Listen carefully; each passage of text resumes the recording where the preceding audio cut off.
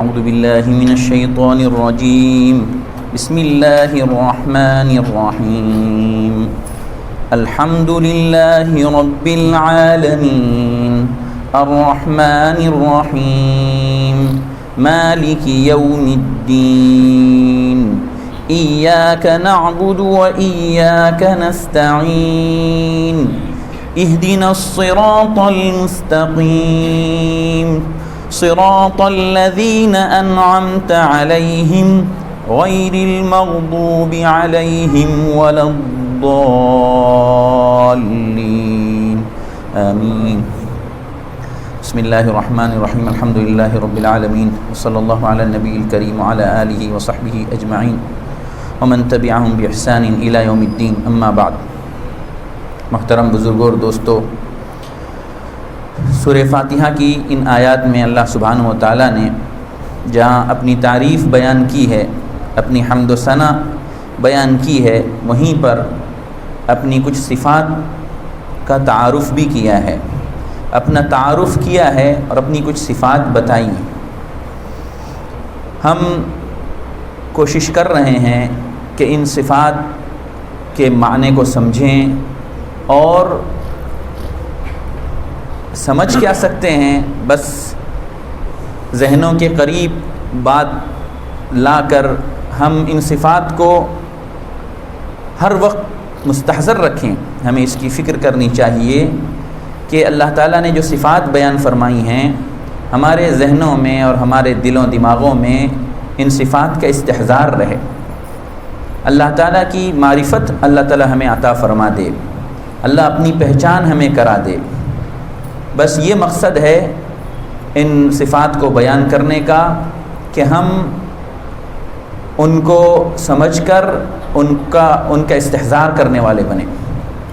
جب اللہ تعالیٰ کی ان صفات کا ہمیں استحضار ہوگا، اللہ کی قوت، اللہ کی طاقت، اللہ کی قدرت، اللہ کے علم، اللہ کی الوہیت، اللہ کی ربوبیت، اللہ کی رحمانیت، رحیمیت، اور اللہ کی صفت عدل، ان سب باتوں کا جب ہمیں استحضار ہوگا تو ہمیں زندگی کو بامقصد بنانے میں بہت بڑی مدد ملے گی.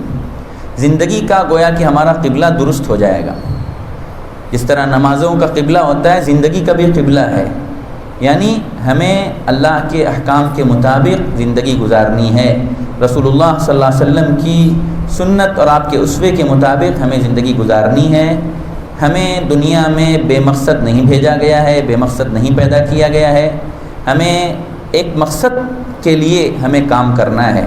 دنیا میں ہمیں اعمال کی کھیتی کرنی ہے تاکہ آخرت میں ہم اس کے پھل کو کاٹیں. تو اس لیے ان صفات کو خاص طور پر یاد رکھنے کی ضرورت ہے. اللہ تعالیٰ نے اپنی جو بڑائی اور اپنی جو کبریائی بیان فرمائی ہے، سچی بات تو یہ ہے کہ ان کا حق ادا نہیں ہو سکتا. ایک انسان کیا بلکہ ساری مخلوقات مل کر بھی اگر اس کا حق ادا کرنا چاہیں تو نہیں کر سکتے. بہرحال اللہ نے اپنی حمد و ثنا بیان فرمائی ہے اور ہماری زبانوں سے اس کو ادا کرنا چاہا ہے کہ ہم اپنی نمازوں میں اس کو پڑھیں اور اللہ کے کمالات ہمارے ذہنوں میں رہیں. اپنی ذات کی ہم نفی کریں، کائنات کی نفی کریں، اپنی ذات کی نفی کریں، اور اللہ کے کمالات کو ہم تسلیم کریں، اللہ کی بڑائی کو ہم تسلیم کریں. پھر اللہ تعالیٰ نے گویا کہ دوسرے لفظوں میں یہ بات بھی ہمیں بتائی ہے اسی آیت کے ذریعے سے کہ جب سزاوار حمد و ثنا، لائق تعریف ذات، تمام تعریفوں اور تمام حمد کی مستحق وہی ایک ذات ہے، تو پھر وہ تنہا ہے، وہی پوری کائنات کے نظام کو چلانے والا ہے، اسی کی خدائی ہے، اسی کی کبریائی ہے، اور کسی کی تعریف نہیں کی جا سکتی کیونکہ ساری جتنی مخلوقات ہیں وہ سب ناقص ہیں اور سب ناتواں ہیں، اور اللہ کی تنہا طاقت اور قدرت ہے. تو گویا کہ دوسرے لفظوں میں اللہ نے جو بنیادی بات ہے، جو اسلام کے نظام کی، قرآن کی جو بنیادی حقیقت ہے توحید کی، وہ ہمارے ذہنوں میں اللہ تعالیٰ نے بٹھائی ہے اسی آیت کے ذریعے سے. اسی لیے علماء کہتے ہیں اس آیت کا رتبہ بہت بڑا ہوا ہے.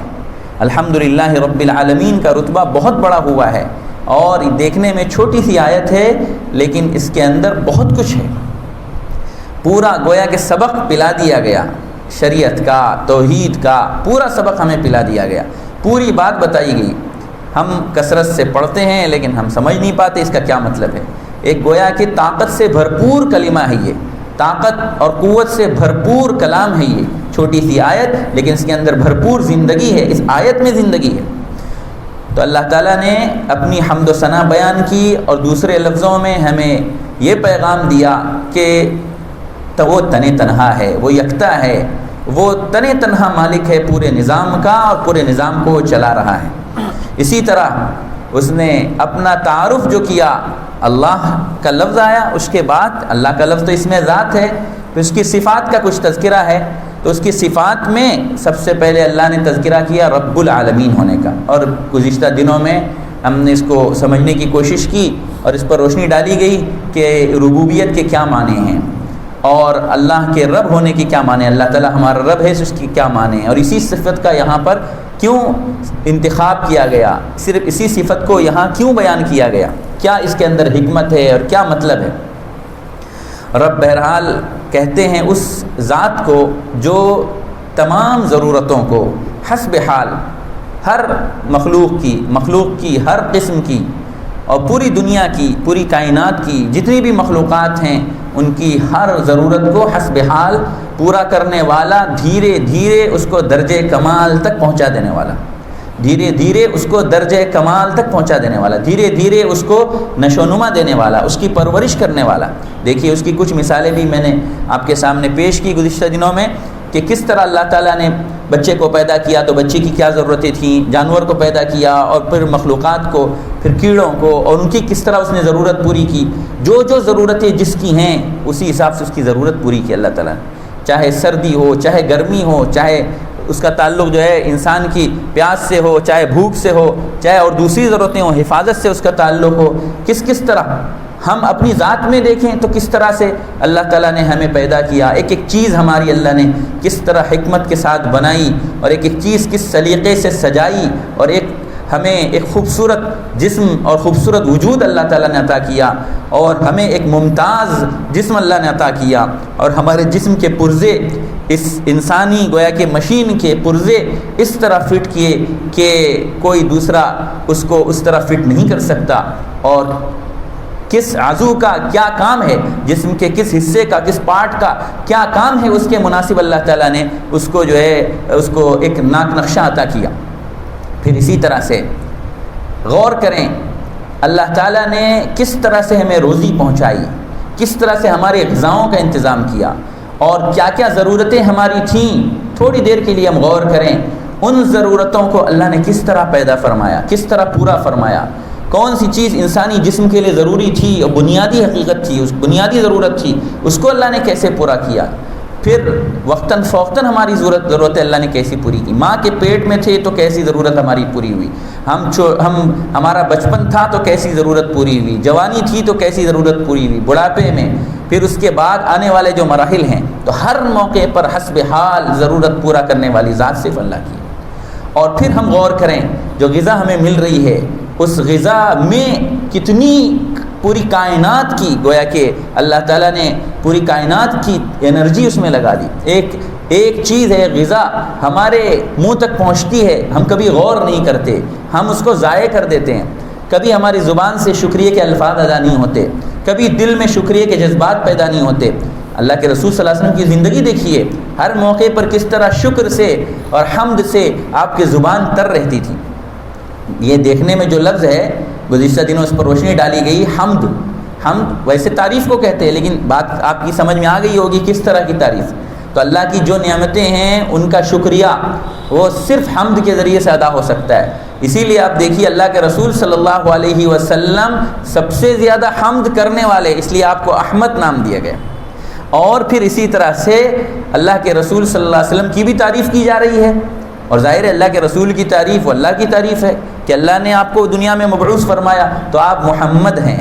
اسی طرح آپ دیکھیے اللہ کے رسول صلی اللہ علیہ وسلم کو جو قیامت کے میدان میں سب سے بڑا منصب عطا کیا جائے گا، اللہ کی طرف سے شفاعت عظمیٰ کا جو حقدار ٹھہرایا جائے گا، آپ اس امت کی شفاعت کریں گے تو اللہ کے رسول صلی اللہ علیہ وسلم کو جو مقام عطا کیا جائے گا وہ مقام محمود. پھر آپ کی جو امت ہوگی اس کو اس موقع پر نام دیا جائے گا حمادون. دیکھیے ہر چیز میں کہاں سے لفظ نکل رہا ہے. یہ امت سب سے زیادہ اللہ کی حمد و ثنا کرنے والی ہے، اس لیے اس امت کا رشتہ حمد سے بہت گہرا ہے، اس لیے یہ حمادون ہے. پھر رسول اللہ صلی اللہ علیہ وسلم کے ہاتھ میں جو جھنڈا ہوگا، وہ جھنڈا کل کو قیامت میں جس کے سائے میں پوری امت چلے گی، اس جھنڈے کا نام لواء الحمد، جھنڈا حمد کا. پھر جنت میں اس امت کے ممتاز ترین افراد کو جو دنیا کی زندگی میں اللہ کی حمد و ثنا کثرت سے کرتے رہے، اللہ کا ذکر کثرت سے کرتے رہے، اللہ کی بڑائی کثرت سے بیان کرتے رہے، ان کو جو مقام عطا کیا جائے گا، جنت میں جو گھر دیا جائے گا، اس کا نام بیت الحمد، حمد ہاؤس. آپ دیکھ لیجئے کتنا رشتہ گہرا ہے. تو ہمیں کس درجے اللہ کی حمد و ثنا کرنی ہے، اللہ کی بڑائی کو بیان کرنا ہے، اللہ کے کمالات کو بیان کرنا ہے، اور ہر وقت ہمیں اس بات کا احساس رکھنا ہے، چاہے جو کام ہم کر رہے ہوں، کسی وقت بھی ہمارے دل میں یہ نہ آنے پائے کہ میں کچھ ہوں، I am some thing, I am nothing, میں کچھ بھی نہیں ہوں، اے اللہ آپ ہی سب کچھ ہیں. جب یہ احساس ہمارے دلوں میں پیدا ہو جائے گا، تو یہ احساس ہمارے ذہنوں میں تازہ اور مستحضر ہو جائے گا، تو ہو سکتا ہے اللہ کے یہاں ہماری بخشش ہو جائے، ہماری مغفرت ہو جائے، صرف اسی احساس کے نتیجے میں، صرف اسی استحضار کے نتیجے میں. یہ بہت بڑی بات ہے جو بڑی محنت اور مشقت کے بعد حاصل ہوتی ہے. جو کہنا تو آسان ہے لیکن اس کو برتنا بہت مشکل ہے. بہرحال اللہ کے رسول کی امت ہے، اللہ کے رسول کی امت حمادون ہے، تو اللہ تعالیٰ ایسے افراد پیدا فرما دے، یقیناً پیدا فرمائے گا جو ہر وقت اللہ کی حمد و ثنا کرتے رہیں گے. زبان سے بھی حمد و ثنا، دل سے بھی حمد و ثنا، دماغ بھی گویا کہ اسی کی طرف جو ہے متوجہ کہ اللہ آپ کا احسان ہے، آپ کا شکر ہے جو کچھ آپ نے دیا. تو ہم کم از کم جو لقمہ ہم کھاتے ہیں اس لقمے پر ہم غور کریں کہ اللہ نے یہ لقمہ مجھ تک پہنچایا ہے، تو میری حیثیت تو کچھ بھی نہیں تھی، لیکن اللہ نے مجھے دنیا میں بھیجا ہے، عمل کرنے کے لیے بھیجا ہے. اللہ نے فضول میں نہیں بھیجا، بیکار دل لگی کے لیے دنیا میں نہیں بھیجا، وقت گزاری کے لیے، وقت کو ویسٹ کرنے کے لیے، ضائع کرنے کے لیے اللہ نے مجھے نہیں بھیجا، ٹائم پاس کرنے کے لیے نہیں بھیجا ہے مجھے، بلکہ مجھے وقت کو کارآمد بنانے کے لیے، مجھے پروفٹ حاصل کرنے کے لیے. پروفٹ دنیا کی نہیں، پروفٹ آخرت کی. بینیفٹ دنیا کا نہیں، بینیفٹ آخرت کا. مجھے ہر موقع پر یہ دیکھنا ہے کہ آخرت کے اعتبار سے میرا یہ عمل کتنا جو ہے پروفیٹیبل ہے، کتنا مجھے وہاں پہ فائدہ ملے گا. تو میں جو چیز کھا رہا ہوں، یہ لقمہ مجھ تک کیسے پہنچا؟ کیا ایسے ہی پہنچا؟ کیا آسمان سے ڈائریکٹ اترا ہے یہ لقمہ؟ اس لقمے کے پیچھے کتنی محنتیں ہوئی ہیں، اس میں جانور کی بھی محنت ہے، اس میں کسان کی بھی محنت ہے، اس میں کس کی محنت ہے، پھر اللہ نے یہ لقمہ مجھ تک پہنچایا ہے. تو اللہ کتنا بڑا ہے، اللہ کی قدرت کتنی بڑی ہے، اللہ کی ربوبیت دیکھ لو. پھر کبھی ہم غور کریں، وقتاً فوقتاً ہم غور کریں، چھوٹے چھوٹے کیڑوں کو اللہ کس طرح رزق پہنچا رہا ہے، اللہ کس طرح جانوروں کو رزق پہنچا رہا ہے. اس کی رزاقی ہے، صرف رزق پہنچانا بھی نہیں ہے، ہر چیز آپ دیکھ لیجئے، پانی پہنچانا، پیاس بجھانا، رزق پہنچانا، کپڑے دینا، وقتاً فوقتاً ہر ضرورت کو پورا کرنا. جو ضرورت ہماری ہے ساری ضرورتیں پوری ہو رہی ہیں، ساری ضرورتیں پوری ہو جاتی ہیں دنیا کی. کوئی چیز رک کے نہیں ہوتی، کوئی چیز رکتی نہیں ہے، ہر ضرورت پوری ہو جاتی ہے. جب ہمیں ضرورت ہوتی ہے تب اللہ تعالیٰ پورا فرماتے ہیں. ہو سکتا ہے تھوڑی سی کچھ تاخیر ہو، اور انسان کے اعتبار سے تاخیر ہوتی ہے، انسان سمجھتا ہے مجھے یہ ہونا چاہیے، لیکن یہ بھی اللہ کی شان رحیمی ہے کہ اللہ نے مجھے وہ چیز نہیں دی. یہ بھی سوچنا چاہیے، اللہ وہ چیز مجھے دے دیتا تو پتہ نہیں میں کیا ہوتا، پتہ نہیں میں کیا کر رہا ہوتا، وہ ناشکری پتہ نہیں میں کر رہا ہوتا. تو بہرحال اللہ کی ربوبیت تو یہ ہے. تو ہمیں اللہ کی ربوبیت کا تذکرہ ہر وقت کرنا ہے، اس کو سوچنا ہے. اور جب ہم اللہ کی ربوبیت کو سمجھنے والے بن جائیں گے، جب ہم اللہ کی ربوبیت کا استحضار کرنے والے بن جائیں گے، تو ہمیں اللہ سے محبت ہوگی. اور سچی بات یہ ہے کہ محبت اصل چیز ہے، اور یہ چیز اللہ نے انسان کے اندر رکھی ہے، اس کو ہم نے ابھی بیدار نہیں کیا ہے.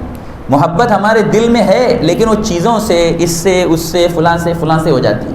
وہ وقتی محبتیں ہیں، وہ اصل محبت نہیں ہے. اصل محبت تو ظاہر ہے کہ اللہ ہی سے ہو سکتی ہے اور کسی سے نہیں ہو سکتی. دل ایک ایسی چیز ہے انسان کا کہ اس میں صرف اللہ ہی سما سکتا ہے، اللہ کی محبت ہی سما سکتی ہے. اور یہ چیلنج ہے، قرآن کا چیلنج ہے. میری اور آپ کی بات ہو سکتا ہے جھوٹی ہو، لیکن قرآن کی بات جھوٹی نہیں ہو سکتی کہ اطمینان قلب، سکون قلب صرف اللہ کی یاد سے حاصل ہوگا اور کسی چیز سے حاصل نہیں ہوگا. دیکھ لیجئے کتنے لوگوں دنیا کی جو مثالیں آپ کے سامنے ہیں، ہر چیز ہوتی ہے انسان کے پاس، کیا نہیں ہوتا ہے؟ پیسہ، دولت، عہدہ، منصب، عزت اور بڑائی، اور ہر انسان ہر اعتبار سے بھرپور ہے. لیکن کیا چیز ہے اس کے اندر بے چینی ہے. اور کیا بات ہے اتنی کم عمری میں اور سب کچھ حاصل ہے، پھر بھی انسان پریشان ہے، پھر بھی انسان جان دے رہا ہے، خودکشی کر رہا ہے. کیا بات ہے؟ کیا کمی ہے اس کے اندر؟ یہی کمی ہے کہ اس نے دل دنیا کی پیچھے لگا دیا، دنیا کی چیزوں میں لگا دیا، دل کو اللہ کی ذات سے اس نے وابستہ نہیں کیا. تو یہی تنہا ایک ایسی چیز ہے کہ اسی میں لذت ہے، اسی میں سکون ہے، اسی میں جو ہے حقیقی کیا کہتے ہیں، حقیقی لذت اور حقیقی چین اور سکون اسی میں. تو اللہ تعالیٰ سے ہماری محبت وابستہ ہو جائے، اس کی ہمیں کوشش کرنی ہے. اور اس کے لیے سب سے بنیادی صفت ہے ربوبیت کا استحضار. انسان کسی کے ساتھ احسان کا معاملہ کرتا ہے، اچھائی کا معاملہ کرتا ہے، تو جس کے ساتھ اچھائی کا معاملہ ہوا تو وہ اس کا احسان مند ہو جاتا ہے. یہاں تک کہا گیا ہے، مقولہ مشہور ہے، الانسان عبید الاحسان. انسان احسان کا غلام ہوتا ہے. جس نے کسی کے ساتھ احسان کا معاملہ کیا، جس درجے میں کیا، وہ اس کا غلام بن گیا. سوچئے، ہم شکر ادا کرتے ہیں، شکریہ ادا کرتے ہیں، ہم احسان مند ہوتے ہیں کسی انسان کے جس نے ہمارے ساتھ اچھائی کا معاملہ کیا، جس درجے اچھائی کا معاملہ کیا. اور کرنا بھی چاہیے. لا یشکر اللہ من لا یشکر الناس. جو لوگوں کا شکر ادا نہیں کرتا وہ اللہ کا شکر ادا نہیں کرتا. اللہ کے رسول صلی اللہ علیہ وسلم نے اس پر بہت توجہ دلائی ہے، اس کی اہتمام کرنے کو کہا ہے. اور اسی لیے دیکھیے، سب سے بنیادی یعنی مخلوقات کے اعتبار سے دیکھا جائے، اللہ کی ذات کے بعد، اللہ کے رسول کے احسان کے بعد جو مخلوقات ہیں، ان میں سب سے زیادہ جس نے ہمارے ساتھ احسان کا معاملہ کیا ہے اور سب سے زیادہ جس نے ہمارے لیے تکلیفیں اٹھائی ہیں، وہ والدین ہیں. اسی لیے والدین کے ساتھ حسن سلوک کرو. یہاں تک کہا اللہ تعالیٰ نے کہ اللہ کی بندگی کرو، والدین کے ساتھ حسن سلوک کرو. دونوں ساتھ میں باتیں. جہاں اللہ کی بندگی کی بات کہی گئی، وہیں پر وبالوالدین احسانا. پھر بڑی تفصیل سے سمجھایا گیا، الگ الگ انداز میں، کبھی پازیٹیو، کبھی نیگیٹو، کبھی ایجابی، کبھی سلبی. اگر ایسا ہو دیکھو محبت کے ساتھ پیش آنا، عاجزی اور فروتنی سے پیش آنا. دیکھو کبھی والدین کے سامنے اف نہ کرنا، انہیں نہ جھڑکنا، شریفانہ انداز میں گفتگو کرنا، اور یہ دعا پڑھتے رہنا، یہ کہتے رہنا کہ اے میرے رب تو ان پر رحم فرما، اپنی رحمت نازل فرما، جیسا کہ انہوں نے بچپنے میں میری تربیت کی. ربیانی، رب ارحمہما کما ربیانی. دیکھیے، گویا کہ دنیا کے اعتبار سے ایک طرح کا سلوک انہوں نے تربیت کا جو کیا ہے. بچے کی فکر کرتے ہیں والدین، ہر ضرورت کو پورا کرتے ہیں دنیا کے اعتبار سے. تو جس طرح انہوں نے میری ہر ضرورت کی تکمیل کی، میرے لیے سردی گرمی برداشت کی، میرے لیے اپنی خوشی کو قربان کیا، راتوں کی نیند کو قربان کیا، بہت کچھ تکلیفیں سہیں باپ نے بھی، اور باپ سے بڑھ کر ماں نے. تو اے اللہ، یہاں کیا کہا گیا؟ اے میرے رب. رشتہ اس کا ربوبیت سے ہے، ان چیزوں کا. تو اے میرے رب، اے میرے اللہ، اے میرے رب تو بھی ان پر رحمت نازل فرما. تو اس طرح سے یہاں پر بھی خاص طور پر ربوبیت کا تذکرہ ہوا. تو ہمیں ہر وقت اللہ کی ربوبیت کو یاد کرنا چاہیے. تو میں یہ کہہ رہا تھا کہ انسان کا احسان مند ہوتا ہے. کس کے نتیجے میں؟ جب وہ احسان کرتا ہے اور اس کے احسانات اس کو یاد ہوتے ہیں کہ میرے ساتھ فلاں نے یہ معاملہ کیا. ایسا انسان بہت کم ہوگا، بہت شاذ و نادر ہوگا جو اس طرح جو ہے کیا کہتے ہیں، جس کو کہتے ہیں ہمارے یہاں بے اپکاری، جس کو اپکار نہ ہو، یعنی جو احسان مند نہ ہو. ایسے لوگ بہت کم ہوتے ہیں، لیکن عام طور پر یہ ہے احسان مند. لیکن اب دیکھیے میرے ساتھ اللہ کا کیا معاملہ ہے، میری حیثیت کیا ہے، میری حقیقت کیا ہے، میں کیا ہوں، حقیر ذرہ ہوں، اور ذرے سے بھی گیا گزرا ہوں. اور بسا اوقات میں ایسا ہو جاتا ہوں جب میں اللہ کی نافرمانی کرتا ہوں تو میری حیثیت کچھ بھی نہیں ہے، اور اللہ کا میرے ساتھ کیا معاملہ ہے، اور میں اس کے بدلے میں کیا کر رہا ہوں. میری عبادت کی اللہ کو کوئی ضرورت نہیں، میری احسان مندی کی اللہ کو کوئی ضرورت نہیں. اور اللہ کا گریڈ نہیں بڑھے گا، اللہ کا درجہ نہیں بڑھے گا، مقام اور مرتبہ نہیں بڑھے گا میری عبادت کے نتیجے میں۔ اللہ کے رسول نے تو فرمایا پوری کائنات مل کر بھی اللہ کی عبادت کرنے لگ جائے تب بھی اللہ کا کوئی مقام نہیں بڑھنے والا ہے، اور پوری کائنات اللہ کی نافرمانی کرنے لگ جائے تو بھی اللہ کا مقام نہیں گھٹنے والا ہے۔ اللہ تو جو اس کی شان ہے اس کے ساتھ ہے، یہ تو ہماری سعادت ہے، ہم احسان مند ہو جائیں ہماری سعادت ہے۔ اگر ہم نالائقی کریں گے ہماری کوتاہی ہے، ہماری تباہی ہے اس میں۔ تو اللہ تعالیٰ کے جو احسانات ہیں ان کو ہم اگر یاد کریں گے تو پوری زندگی ہماری بسر ہو جائے اللہ کے احسان کا شکریہ ادا کرتے کرتے۔ اسی لیے ہر موقع پر رسول اللہ صلی اللہ علیہ وسلم کو دیکھیے، دعائیں دیکھیے مسنون، ہر موقع پر آئینے میں چہرہ دیکھ رہے ہیں وہاں بھی اے اللہ آپ کا شکر، آپ نے یہ حسین صورت عطا فرمائی۔ کسی کو دیکھ رہا، کسی مصیبت زدہ کو دیکھا، کسی کیا کہتے ہیں اپاہج کو دیکھا، معذور کو دیکھا، وہاں بھی اے اللہ آپ کی تعریف ہے، اے اللہ آپ نے مجھے اس سے جو ہے بچایا، اس بیماری سے بچایا، جو کھایا اس پر اے اللہ آپ کا شکر ہے۔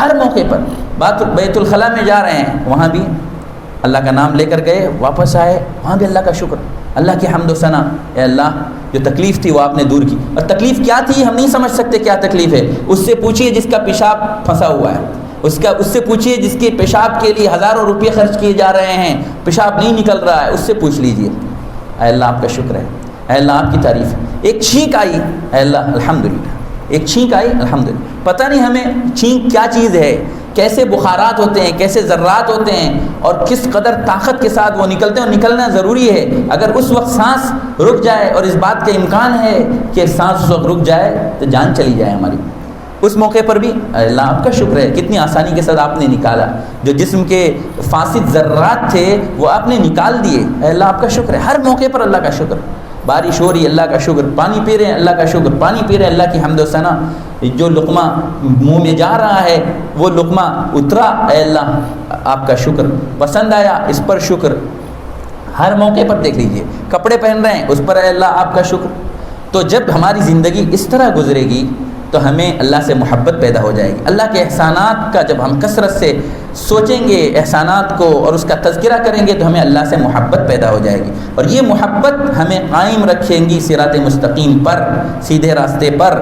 جب تک محبت کا فیکٹر، محبت کا عنصر ہمارے اندر پیدا نہیں ہوگا تب تک ہماری زندگی ایسے ہی چلتی رہے گی۔ جب انسان کو محبت ہو جاتی ہے نا تو سب کچھ کرنا آسان ہو جاتا ہے، سب کچھ کرنا آسان ہو جائے۔ ہم نے محبت کی زبان سیکھی ہی نہیں، ہم تو آج کل صرف جو ہے ہم کنارے کنارے پر رہنا پسند کرتے ہیں، ہم پاسنگ نمبر سے کامیاب ہونا چاہتے ہیں، ہم صرف پاسنگ نمبر سے کامیاب ہونا چاہتے ہیں۔ جب پاسنگ نمبر سے ہم کامیاب ہونا چاہیں گے تو کہاں سے کامیاب ہوں گے؟ جب اسٹوڈنٹ محنت کرتا ہے اور جب پیپرز دے کے آتا ہے تو کہتا ہے 25 نمبرز مجھے چاہیے تھے، چنانچہ میں نے حل کر دیے، مجھے ملیں گے۔ رزلٹ آتا ہے ارے یار میں نے تو سوچا تھا 25 ملیں گے، یا تو 15 ہی ملے، یا تو 15 ملے، یا تو 20 ملے۔ آدمی کو جب 25 لانا ہے تو اس کے لیے 50 کی محنت کرنی پڑے گی، 50 کو ایک پیپر سے حل کر کے آنا پڑے گا، اس کے لیے 100 کی محنت کرنی پڑے گی۔ تو دنیا کے معاملے میں تو ہمیں یہ بات سمجھ میں آتی ہے، لیکن اللہ کی عبادت کے معاملے میں سمجھ میں نہیں آتی بات۔ یہاں پہ تو ہم پاسنگ سے کامیاب ہونا چاہتے ہیں، ہر چیز پاسنگ ہے۔ یہاں تو ہم چاہتے ہیں کہ ٹوپی بھی اتر جائے ہماری، اور تھوڑا اور جو ہے کپڑے بھی ہمارے اتر جائیں، ارے اس سے بھی تو کام چلتا ہے، اب تو لوگ کہنے لگے اس سے بھی کام چلتا ہے، چلو یہاں تک اٹھا لو۔